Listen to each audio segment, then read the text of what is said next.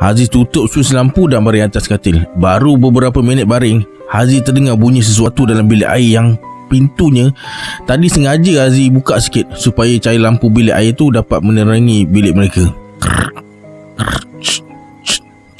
Bunyi plastik ditarik-tarik. Haziq cuba untuk buka mata tapi mata macam ada gam. Dia nak bangun tengok mungkin ada tikus dalam bilik air ke. Tapi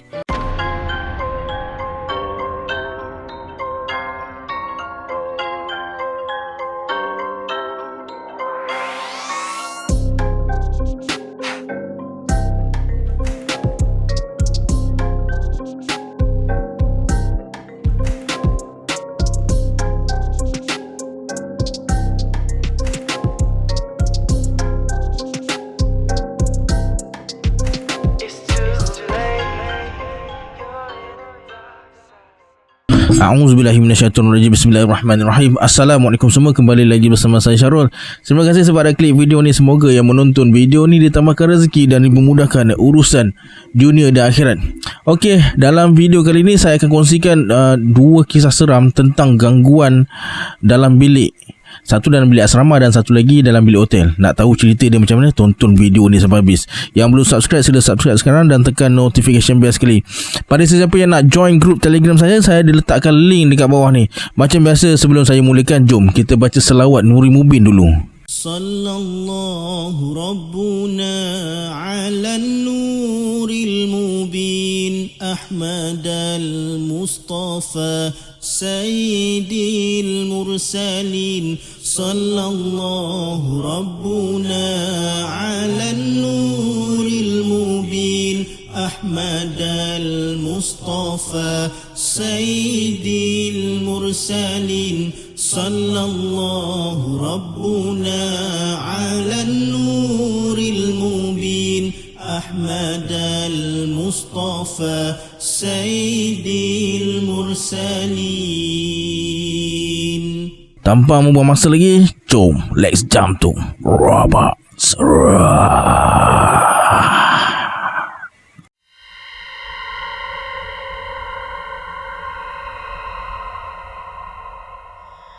Awal tahun 2010, kawan serumah Haziq iaitu Aina, semalam Aina juga kan, ajak adik ke Ipoh sebab Aina ni ada program dengan bisnes jualan langsung dia, macam MLM lah. Ada dekat sana lah.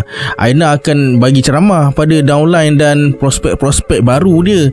Dan adalah program makan malam anugerah untuk upline yang catat jualan memberansangkan. Program tu akan berlangsung selama 2 hari dan Aina diberikan bilik dekat hotel lah untuk menginap.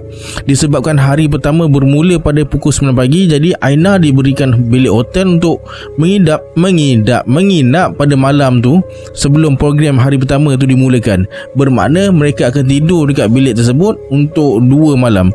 Haziq ni nama je kawan serumah, tapi tak ambil tahu pun tentang bisnes si Aina ni.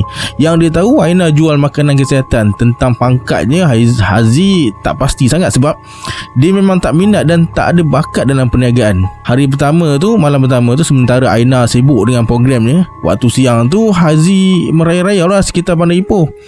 Malam kedua tu dia keluar lagi untuk makan malam, kemudian singgah dekat restoran mamak dan tengok bola. Walaupun Haziq ni perempuan, dia kaki bola. Lebih kurang pukul 10.30 malam Haziq balik. Sampai rumah, bilik gelap. Tak, dia on switch lampu lah. Terkejut Haziq bila tengok Aina berbaring menghadap dinding, membelakangi dia atas katil. Sebahagian badan Aina ni dari bahu ke bawah dalam selimut. Haziq bersuara, dah habis ke program kau Aina? Senyap je. Aina tak menjawab. Tidur lah ni. Selalunya pukul 1 pagi baru nak tidur, tapi malam ni awal pula dia tidur. Mungkin Aina ni penat agaknya. Haziq on aircon pula. Aina ni penat sangat kot sampai aircon pun tak sempat buka. Kalau dekat rumah, dia lah yang paling awal buka aircon. Masuk je bilik, remote aircon lah yang dicapainya dulu. Kemudian terus masuk dalam selimut. Memang itulah hobinya. Tapi kenapa malam ni dia tak on aircon? Tak panas ke? Kemudian Haziq salin pakaian dan melangkah ke dalam bilik air. Tiba-tiba, kau tak boleh sembahyang kan Haziq? Yelah, tengah banyak ni. Kan kita sama Aina. Samalah kita. Terkejut Haziq, ingatkan Aina dah tidur. Kemudian Aina pandang Haziq sambil tersenyum. Diiringi dengan ketawa. Haziq buka pintu bilik air, masukkan pad dalam plastik, kemudian ikat dengan kuat. Kedengaran suara Aina ketawa masa Haziq tengah ikat plastik tersebut. Apa hal pula kawan aku ni, takkan tak habis-habis lagi tawa. Lawak sangat ke apa yang aku cakap tadi, kata si Haziq. Haziq terus pasang telinga. Pelik, dah lah tak henti-henti ketawa, kuat pula tu. Tapi sebaik pintu bilik air dibuka, suara ketawa tu terhenti. Aina pula masih tidur mengiring macam tadi menghadap dinding. Weh, jangan buat-buat tidur lah, kata Haziq. Senyap. Aina tak menjawab. Aina, kau jangan nak buat lawak lah, siap kau nanti. Senyap juga. Haziq masuk dalam bilik air balik. Sekali lagi, masa Haziq tengah cuci muka, kedengaran Aina ketawa. 5 minit kemudian Haziq keluar. Dia nak geletek Aina sampai terkencing. Tapi niat tu Haziq batalkan bila tengok Aina dah berselubung dalam selimut. Muka pun dah tak nampak dah. Badan dia je yang nampak berbonjol-bonjol dalam selimut. Memang macam tu lah Aina. Kalau seluruh badan dia dalam selimut, maknanya dia dah tidur lah tu. Nak kacau ke tak ni? Haziq cuik pinggang si Aina ni. Senyap. Langsung tak ada nak balas. Haziq bersuara. Cepat betul Aina tidur. Lepas ketawa terus tidur. Tak apalah, esok ada lagi. Siap kau. Haziq tutup suis lampu dan baring atas katil. Baru beberapa minit baring, Haziq terdengar bunyi sesuatu dalam bilik air yang pintunya tadi sengaja Haziq buka sikit supaya cahaya lampu bilik air tu dapat menerangi bilik mereka. Bunyi plastik ditarik-tarik. Haziq cuba untuk buka mata, tapi mata macam ada gam. Dia nak bangun tengok mungkin ada tikus dalam bilik air ke, tapi seluruh badan Haziq tak dapat digerakkan. Jari pun dia tak mampu nak angkat. Krik, krik, krik. Bunyi plastik ditarik-tarik terus kedengaran dan akhirnya terhenti. Kemudian kedengaran suara yang amat aneh, macam suara orang tengah makan sesuatu dalam keadaan gelojoh.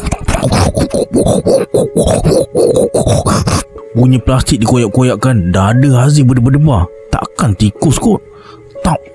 Kedengaran bunyi pintu dibuka. Serentak dengan tu, bunyi pelik dalam bilik air tu terhenti. Kemudian bunyi orang melangkah masuk ke dalam bilik. Bunyi barang diletak atas meja dan almari dibuka. Tapi Haziq tak mampu nak buka mata. Akhirnya Haziq tertidur. Entah pukul berapa dia tertidur, dia pun tak sedar. Sedar je dah pukul 8.45 pagi. Aina, katil kosong. Mesti dia dah turun untuk sarapan dan kemudian sambung program dia lah pagi tu. Haziq pun turun dari katil dan terus ke bilik air. Benda pertama yang dia buat ialah tengok dalam bako sampah. Ya Allah, terperanjat Haziq bila nampak 2 plastik berisi tuala wanita dalam bako sampah tu koyak rabak. Tuala wanita yang Haziq dan Aina gunakan tu macam dicari-cari dengan benda tajam. Lebih mengejutkan lagi, ada banyak lendir kuning pada plastik tuala wanita dan tong sampah tu. Darah Haziq berderau. Takkan Aina yang buat semua ini kan? Mustahil. Takkan ada manusia normal nak sentuh benda kotor dan najis ni. Mustahil juga ada manusia yang waras nak cari-cari ke benda yang telah diikat kemas. Dan cecair apa pula yang berwarna kuning ni? Muntah. Bukan muntah. Lepas mandi lebih kurang, Haziq terus tutup bilik air dan panggil pekerja hotel untuk bawa kotoran tu keluar. Aina balik ke bilik lebih kurang pukul 11.30 pagi dan mereka check out hari tu juga. Dalam kereta, Haziq ingat nak tanya Aina tentang apa yang dia nampak dalam bilik air tu, tapi belum sempat bertanya. Aina yang buka mulut dulu.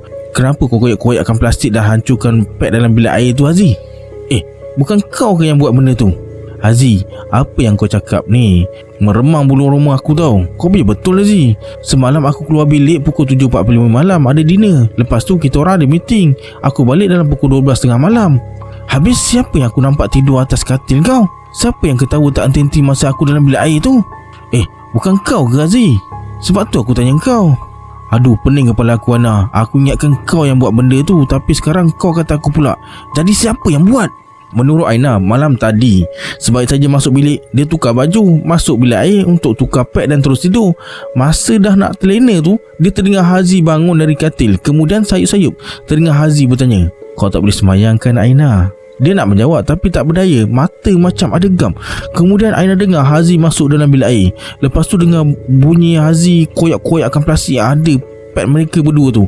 Yang bertambah seramnya lagi bila Aina terdengar bunyi Haziq ketawa dalam bilik air tu dan bunyi macam orang tengah makan sesuatu dengan gelojoh.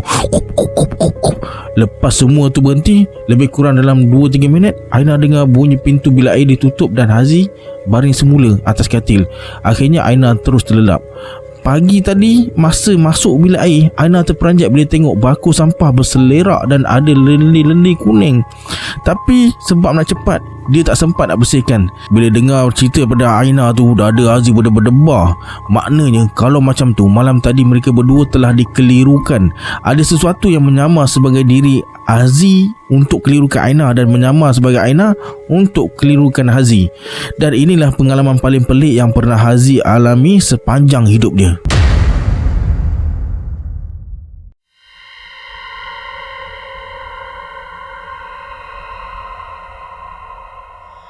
Fiza baru je tamat belajar di salah sebuah IPTA di Tanjung Malim. Pengalaman seram ni sepanjang dia belajar dekat sana. Masa semester 1 tahun 2012, Fiza tinggal dekat asrama dan blok paling hujung di dalam IPTA itulah. Asrama dia tingkat 4 paling atas dan ada 3 bilik. Semuanya ada 6 orang dalam satu bilik tu. Masa mula-mula masuk, memang rasa okey dan tak ada peristiwa seram yang berlaku. Lama kelamaan bila tinggal dekat sana, masuk waktu senja, perasaan seram tu tiba-tiba muncul. Tambah-tambah lagi dalam bilik mandi. Dipendekkan cerita, masa tu mereka semua sangat sibuk dengan assignment masing-masing. Kebetulan pula seorang daripada kawan Fiza yang bernama Ros tinggal depan bilik asrama Fiza ni terlalu emosi sangat sebab dia tak mampu nak teruskan pembelajaran dan susah sangat nak faham ilmu pengajian mereka tu. Puas Fiza pujuk supaya tenang tapi makin parah hingga dia jadi lemah selemah-lemahnya. Tengah malam tu, masa Fiza nak tidur, dalam pukul 2-3 pagi macam tu, tiba-tiba Ros call. Fiza rasa pelik dan terus jadi seram. Dia tak nak angkat telefon tu. Betul-betul Ros call. Semakin lama semakin seram pula. Dalam fikiran, betul ke Ros yang call ni? Fiza abaikan je. Kemudian Ros call kawan sebilik Fiza. Kawan dia angkat dan tanya kenapa. Fiza pun buat-buat bangun dan mamai lah. Buat-buat mamai. Maklumlah pagi-pagi buta ni kan. Kemudian Fiza dan Jibah, kawan sebilik dia, bergegas buka pintu bilik Ros. Buka-buka pintu je dah terasa seram. Dengar pula orang mengaji. Ros buka dari telefon dia lah. Cepat-cepat Fiza buka lampu bilik. Mereka nampak Ros teresak-esak menangis atas katil. Kawan sebiliknya tak sedar, tidur mati agaknya. Kemudian kawan sebilik Ros tiba-tiba tersedar dari tidur dan hairan tengok Fiza dengan Jibah ada dalam bilik tu. Ros kata ada benda putih duduk dekat tepi katil dia dan nak tarik kaki dia. Apa lagi meremang bulu roma mereka dibuatnya. Lama juga mereka cuba tenangkan Ros sampailah Ros tertidur semula. Bila keadaan dah tenang, berbekalkan ilmu yang Fiza ada, dia cuba pagar dalam rumah mereka tu. Alhamdulillah, gangguan dah tak ada. Tibanya waktu kemuncak assignment, berlambak-lambak. Kawan bilik Fiza pula yang diganggu. Sebenarnya mereka langsung tak nak cerita apa-apa pada Fiza. Hinggalah pada satu hari, Jibah tidur lewat disebabkan assignment yang bertimbun-timbun. Fiza dah tidur dulu dengan lampu bilik terpasang. Tiba-tiba Fiza tersedar dari lena. Dia tengok Jibah tak ada dalam bilik. Mana Jibah ni? Dalam fikiran mungkin Jibah buat assignment dekat ruang tamu rumah tu kot. Fiza pun jenguklah ke dekat ruang tamu. Semua lampu terpasang tapi Jibah tak ada. Mungkin dia buat kat luar rumah. Sebab mamai dan malas nak fikir panjang, Fiza sambung tidur semula. Keesokan harinya Fiza pelik sebab Jibah ni senyap je hari tu. Fiza tanya pada kawan yang lain. Rupa-rupanya masa Jibah tidur, dia ditarik oleh benda tu juga dekat hujung katilnya. Puas Jibah meronta-ronta dan menjerit panggil Fiza ni, minta tolong, tapi Fiza tak sedar-sedar juga. Kemudian Jibah cuba baca ayat-ayat Quran yang dia tahu. Akhirnya terlepas juga daripada benda tu. Cepat-cepat Jibah berlari keluar ke bilik sebelah. Bermakna malam tadi Fiza tidur sorang-sorang dalam bilik tu. Jibah ingatkan dia selamat, tapi rupa-rupanya benda tu masih ganggu dia lagi. Selang beberapa hari kemudian, Fiza pula yang kena ganggu. Benda tu tak ganggu Fiza macam kawan-kawan yang lain, tapi benda tu ganggu Fiza masa dia berada dalam bilik air. Fiza ni jenis suka bangun awal. Pukul 5 pagi macam tu dia dah bangun nak basuh baju. Adalah cermin besar dalam bilik air tu, 2 bilik mandi dan 1 toilet. Masa Fiza tengah basuh muka, gosok gigi depan cermin tu, tiba-tiba Fiza rasa seram sampai dia tak berani nak pandang cermin tu. Fiza rasa masa tu macam ada orang tengah perhatikan dia. Disebabkan Fiza buat tak tahu je, tiba-tiba badan dia pula terasa macam dicucuk-cucuk, digeletik dekat bahagian pinggang, tangan dan bahu. Nak tak nak, dia kuatkan diri juga, berdoa banyak-banyak dan cuba tak hiraukan benda tu. Fiza mandi secepat mungkin. Lepas ambil wuduk untuk solat subuh, keadaan kembali tenang. Sejak kena macam tu, Fiza dengan kawan-kawan dia sentiasa berhati-hati. Mereka selalu buat bacaan Yasin di rumah Ros dan rumah si Fiza ni lah. Hinggalah gangguan tu semakin lama semakin reda dan akhirnya hilang. Tak tahulah sekarang ada lagi ke tak gangguan tu terkena pada pelajar-pelajar baru dekat FITA tu. Okey, itu dia 2 kisah seram yang dapat saya kongsikan hari ni. Pada sesiapa yang nak kongsikan kisah seram, boleh emailkan ke alamat email di bawah. Jangan lupa like, komen dan share video ni. Kita berjumpa lagi di video akan datang. Saya Syarul. Assalamualaikum. Adios.